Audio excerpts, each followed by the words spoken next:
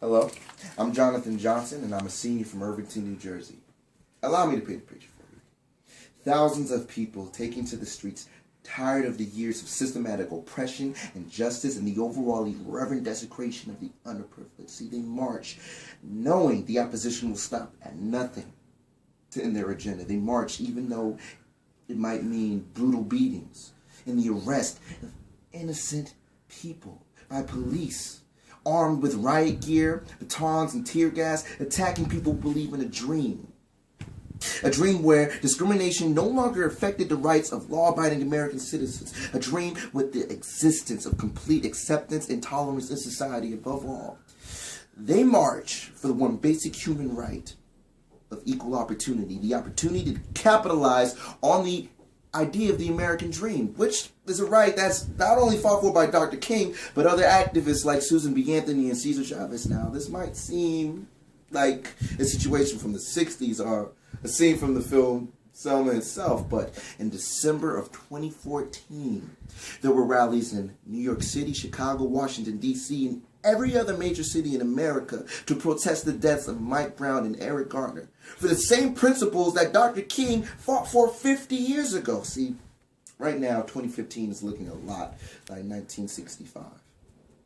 Although, the achievements and progression made by the generation before mine is undeniable and has ushered in the first black president, Barack Obama.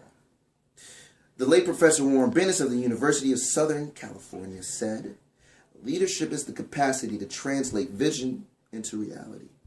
It is now our time. The leaders of my generation must continue to make the dream Dr. King strived for a reality." And now, today, race relations is the better they've ever been before. For example, the biracial population has increased, and we could easily build relationships with anybody from any background.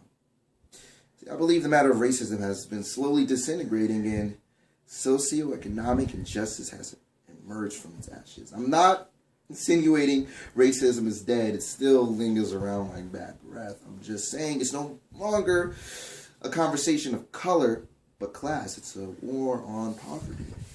And to quote President Clinton, "Advancing equal opportunity and economic empowerment is both morally right and good economics because discrimination, poverty, and ignorance restrict growth while investments in education, infrastructure, and scientific and technological research increase it, creating more jobs and new wealth for all of us."